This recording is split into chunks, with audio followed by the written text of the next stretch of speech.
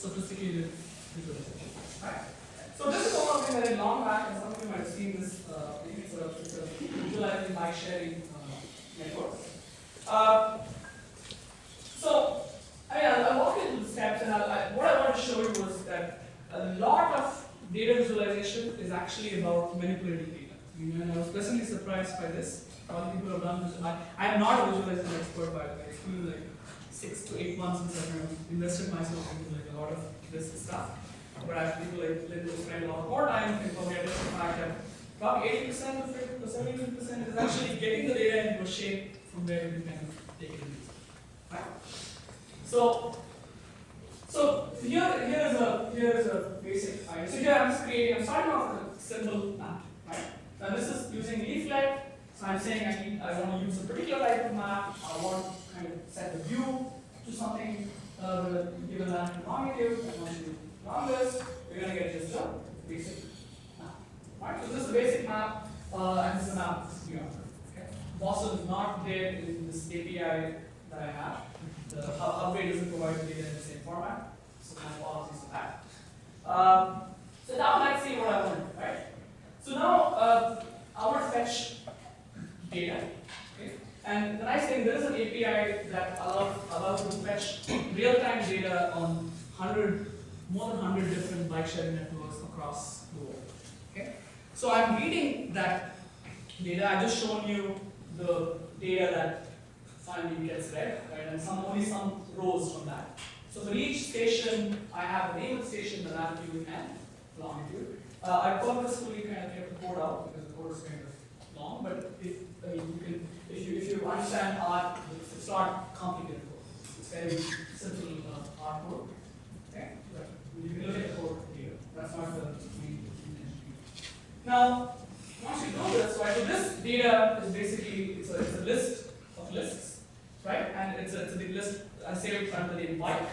Now, if I want to kind of visualize this network, the leaflet class in rCharts provides a GeoJSON method that basically converts the bike data into GeoJSON, which leaflet can understand, right? So here I'm saying, okay, I create a chart, but I want you to add a GeoJSON data on top of it. And by the way, the GeoJSON data I want you to add is converting the bike list to a GeoJSON file.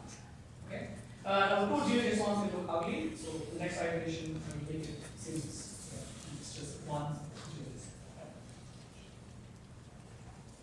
So I put a lazy load in because it's going to take some time to show up. Otherwise, too many iframes goes into the slow system. Lazy load. So now you see, like, these are all the various stations, right? And right now there's no interactivity kind of there, so it looks pretty ugly as well. Right? It's like all markers. So now what I want to do is, and here's a little bit of JavaScript which you can take out. I want to add a fill color to each of those points, right? And how do I want to add the fill color? I want to add the fill color based on availability of bikes. Okay. So there are two pieces of data here: number of free bikes and the total number of stations. Right? So you can kind of think about a very simple calculation where you look at what's the availability in percentage and then say, okay, if it's 0 to 20% with this color, 20 to 40% with another color, and so on. Right? So what I've done is I've manipulated the list that I created earlier and just added a fill color column, a fill color object which is this. Okay? If you go to the code tab there, you can kind of see it. But I mean that's more data manipulation part. And what I want to show you is a lot of data manipulation. The chart code itself is actually pretty sharp. So now, and this is kind of a little bit of JavaScript here, right? So what I'm doing is I'm doing the same thing, but now I'm saying this is what leaflet has a function called pointer layer, which allows you to specify the markers. Okay? And here I take this example where show you that you can actually inject JavaScript functions into the chart. And if you look at the funny looking hash bang hash tags there, I couldn't find a way to get these objects into HTML without getting becoming strings. So I chose my own, and I didn't find any other solutions of this, so I chose my own hack where any object that's marked with the hash bang hash gets interpreted as an object, and gets passed to the HTML as not as a string but as the object itself, right? So this function will get passed on to as a function. And all that this function does is the main part I want to pay attention. The fill color is basically the fill color that you have in the data set. And if there's no fill color, the default is red. Okay? So this is JavaScript code. I can take it out by templating things, but I kept this to kind of show you that you can add JavaScript, insert JavaScript. Okay? So now if you do that, let's wait for it to load. Now you will see a map where the ugly marker has disappeared, and now you have your fill colors. Okay? Still no pop-up, nothing, no hover, none of that is kind of happening. Right? So to do that, here's what we're doing again. Add a pop-up. Right? Now the two ways to add a pop-up, if you're JavaScript expert, you can dynamically generate it in JavaScript. So when you click on a particular point, it will tell you what point you're on, and you can do that. Right? But I find it easier to do it from R, like just pre-generate the pop-ups and just kind of show them again. It's there. So if you look here, basically what I do is I use a template for each I use a template for each station, right? And basically each station it creates a pop-up that basically shows the address, the feed docs, available by. So it's like an HTML string, right? So I'm not doing it dynamically, I'm creating it statically and just showing it when it's okay. Now this still won't kind of solve the problem because we have to tell the map that this is the pop-up that you need to draw. And to do that, you inject one more JavaScript function on each feature, which is again leaflet, and basically we're saying that look, layer, I want to bind this pop-up, which is the pop-up column. Okay. Now you can make this completely disappear by kind of abstracting away the properties, right? But then you lose the flexibility of specifying your own function, right? So that's the trade-off between kind of having an opinionated way of doing it versus keeping it flexible. But the next iteration, I might kind of do a few things, make it simpler, kind of specify if you want to easy. So now if you do that, actually we wrote it pretty easily. So now you can see that the pop-ups are being added. Okay? And this is not completely dynamic because I generated these charts like since earlier time, so it's not just being added. Okay? So now what I want to do is I'm going to create a chart for one city. Right? Now I want an application where I want to be able to kind of make the user select what city you want to use. Right? And this is a nice thing with taking an introducible approach because what we do now is I can throw everything into a function. Right? I can write two functions. One I call a get data function that basically gets data for a particular network. Right? So in this case, it's city by NYC is the default. But given any network, it will fetch the data for that particular network. And there is another function which basically does the plot map. And you can see all the lines that show you the plot map code are essentially what I showed you in pieces earlier. I just put them into a function. Okay? And you can see that actually, I mean, it's different. Like the both is kind of almost similar. You see that there's a lot of data manipulation that is happening in the map. Okay? Now, once you do this together, now you can use the plot map function. And I can say, for example, I can say plot map capital by BC, and that gives me what the this one not lazy load. Wait a second. Sure. So this is basically BC, right? So now I can kind of use plot map to create for a city. Right? Now, how do I make this whole thing interactive where the user can select whatever city they want? Well, two approaches. I did both. I'll show you the first one, which is Shiny, right? Shiny provides me with the activity. All that I have to do is wrap my functions into Shiny. Okay? And I'll show you the Shiny code here. And just, so I have a UI code, right? UI code basically says, okay, give me a bootstrap page. There's two components. One is a select input component where the user can select the network. The other is a map output, which kind of contains the map output is a function from rCharts, which will make sure that everything is okay. On the server side, Shiny server, function input output, all boilerplate. Main part is output $map container, so that's the mapping. Map container is what it contains. And then I have a render map, which is a wrapper function that will take the plot map and kind of put it in. Okay? So in other words, going from the network code to the interactive application is actually just a few wrapping boilerplate elements, right? So once you do this, you can get a shiny app. So this is actually the shiny app. Okay. So now what happens here is, so when I change the right, so let's say city bike and city bike, which is Chicago. So now the things are being sent back to the server, and the server is actually refreshing, it's doing the analysis, refreshing the chart, and it's giving you. And this is real time. If you can, so if you click on the city, you will see the complete time, right? So show everybody 4. When this is all your time zone kind of issue, right? I think there's 0 in, but it's not in the past. So this is the shiny. Now the same thing can also be done in OpenCPU. Okay. So this one that you see here is the same application. It leverages most of the code that I use for the Shiny app. In fact, all of the code that I use for the Shiny app. Only difference is that I have to use Angular to kind of do the UI side. I have to use OpenCPU to do the server side.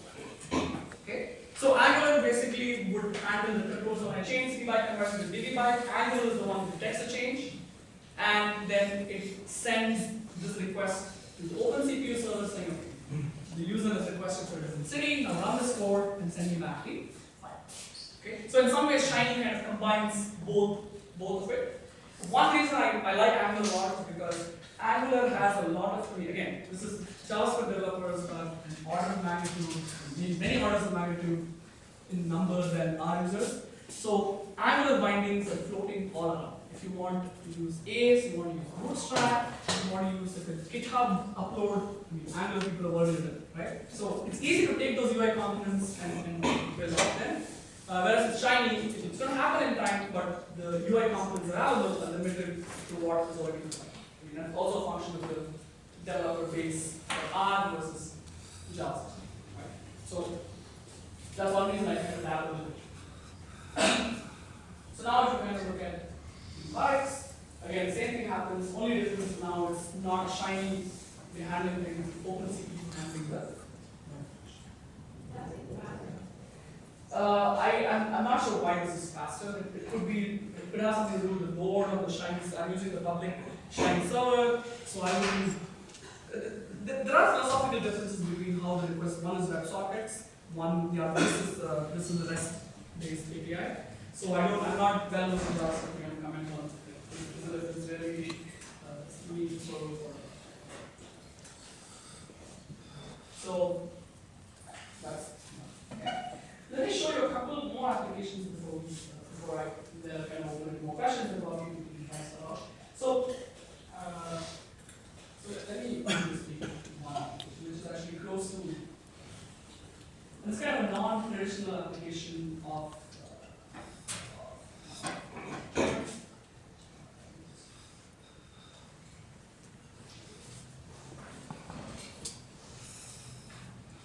So this is actually there's a nice library called timeline.js that allows you to visualize timelines. Okay? So I mean, as most Indians are, I'm a huge fan of cricket. So one of the cricket a lot of people realize is an Indian player, such as retired recently. And so I want to create a timeline plot of the various centuries he scored. So 100 runs of cricket is kind of milestone. Right? So I'm doing this for two purposes. One is to show you the extent of data manipulation code to I would say the other non-data manipulation method, right? So if you look at the code, essentially what I'm doing is I'm programmatically getting data on the various centuries code. Let me actually, I think I have a slide deck on this. Computer sound slide.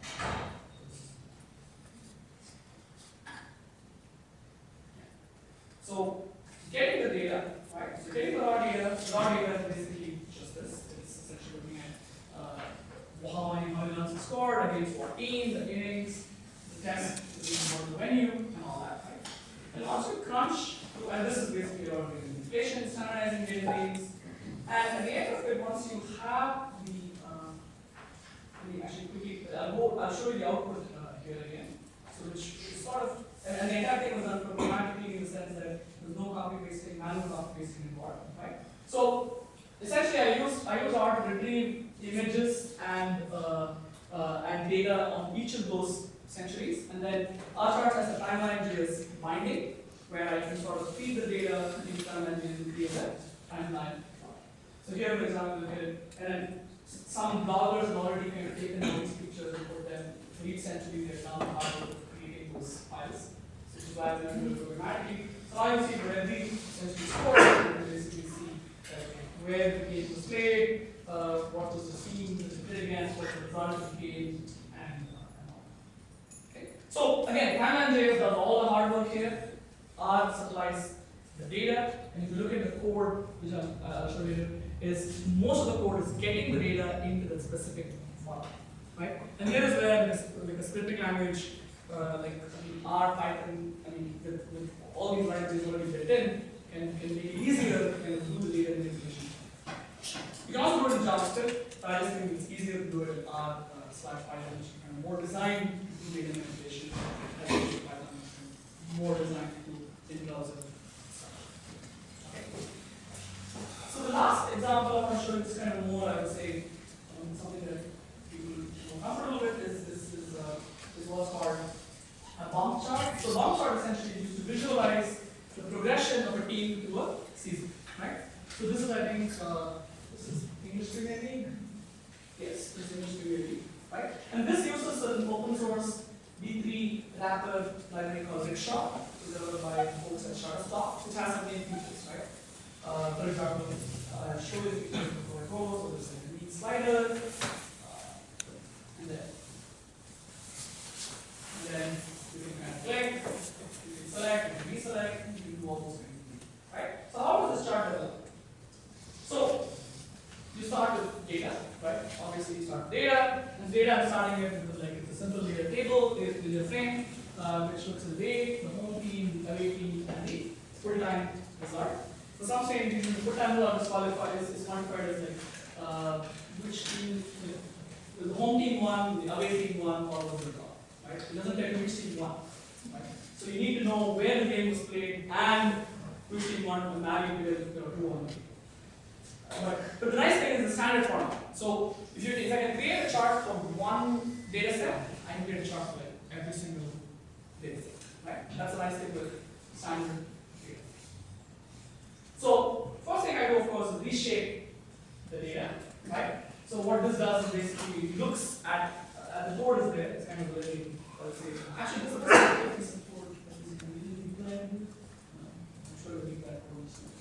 So here all I'm doing is I'm just calculating the points for each team based upon is it the home team and did the home team win, so that for every team there is a number of points assigned. Okay. Now once I do this, I need to get a league table for a given date, right? Now what's the league table for a given date? Basically, up to that date, I need to figure out the number of points that each team scored, right? And then I need to essentially look at like the rankings. So I've calculated the league table for a particular date. Okay, and this is where some of you might be familiar with dplyr, which is a very neat data manipulation package by Hadley, which got it's pretty nifty code that I want to show you. It's kind of pretty Java. It's kind of very people using Python, and it's more Pythonic JavaScript kind of code. Right? So if you look at what I'm doing, I'm taking the data. I'm filtering it by the date. I'm only selecting the data up to that given date, right? Because I want to calculate the league table for that date. I'm grouping it by team, right? Because I want to calculate things for each team. And then I'm kind of saying for each team, here's what I want to do. P is the total of points, which is the sum of the total number of points, right? No doubt about that. G is the length of points, number of games played is the total number, the length of how many point data exists. Wins is the sum where points will equal 3, losses were where points were 0, and draws were where points were equal 2. Okay. Now take this and transform, just kind of add another variable on top of it, which is the rank, right? And finally arrange the data frame based on that. So the nice thing with this percentage dot percentage operator, it's kind of like the dot operator in Python or in JavaScript. You don't need, like I hate seeing our code where people write df equals something, df equals something, df equals something, df equals something, df equals something, because it's immutable. These structures are immutable, right?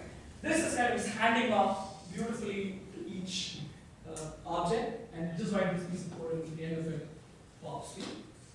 And dplyr is very fast because a lot of this manipulation is done by RCPP, C++ code that Praveen developed. So it's super fast. I just today morning I transformed. I wrote this in Plyr before. Now once I load it in dplyr, I can see a performance change in terms of how fast things happen. Okay. So once you got the league table, now you need to get bump chart data. So bump chart data is basically just the league tables, but league table by date. So for every single date, I'm generating the league table. So the approach I'm taking is kind of probably not ideal when you have really big data sets, because theoretically you can say that I can do this manipulation in JavaScript, right? Where only give me the league table for that date. But this is kind of getting, you can make it more efficient. So far we talked about data manipulation, right? And this is kind of a bulk. Now, to visualize the data, this is all the code that we built. Right? This is all the code that we built. And what I'm doing here is I'm using rickshaw. So I'm saying I create a new object of the rickshaw class. I want to use tableau colors. And fortunately, the GG themes library already has the palette. So I'm kind of using that library without doing anything myself. And 20 colors, I have 20 themes. And then on this rickshaw, now it's empty. I want you to add a layer. And what's the layer I want you to add? The x-axis is going to be the rank of the theme. The date. The y-axis is going to be the rank, right? And I want the groups to be the different themes. The data is basically what I created earlier. I want it to interpolate based on rickshaw interpolation schemes. Basis is what I used here. Nice. And finally, colors is my colors. I want you to enable the slider that you saw on the bottom. I want you to enable the slider and return the chart. So once you do that, you just say plot chart, it's going to give you, okay, it's still not done. You want to customize the pop-up a little bit. There's a little bit of JavaScript here. I want to customize what I see on the y-axis. I also want to customize what I see on over. So I want to add information on what is the position, what is the points, where you need, and all that stuff. Right? Once you do that, actually, I already showed you the chart in the front. So, final chart, we're going to get this. Refresh it. Yeah. So this is the chart. So the reason I picked this example was to show you that, I mean, the number of lines of code required to get the data in that shape was, I would say, at least 5 times the amount of code that it took to get the final visualization. And this has been my experience in most visualizations, at least standard ones that I've developed. It's about whipping the data into the right shape. And once you do that, it is kind of. And so now the question is, if only everybody shows that there is a consistent data format, then everybody can develop that. The few formats have evolved. There's a JSON stat format that I've seen, and recently I think there was a JSON, I forget, there was a couple of formats that kind of come out. Some of them are more sort of visualization than the others. So this is the example. If you want to have some more examples, you can go to the gallery. The gallery has a lot more examples. So I didn't show you this application, but this is something on rCharts. This is again a programmatically core of giving the same problem.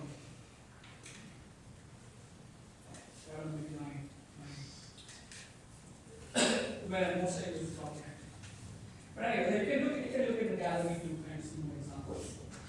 Right? And as I said, I'm working on a couple of, and I'm working on documentation. I'm also working on adding a few more libraries. So hopefully in the next couple of months, it's going to stabilize more. I'm planning to write a couple of tutorials which will sort of get people up to speed. Right?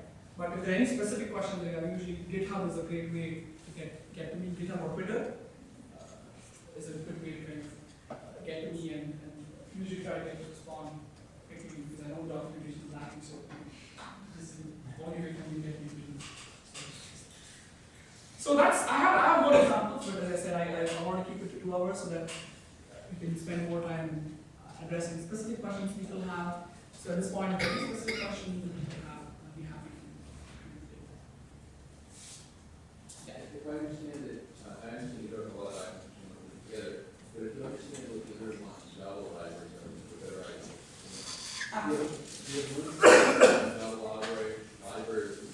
The JavaScript library itself? Yeah. Yes. I'm trying to think. Actually, I'll try to put it in the review file. So I don't think I have everything set up, but I mean, if you just Google it, I kept the library exactly the same. I can change anything about it. So Google something. Yeah. Any other questions?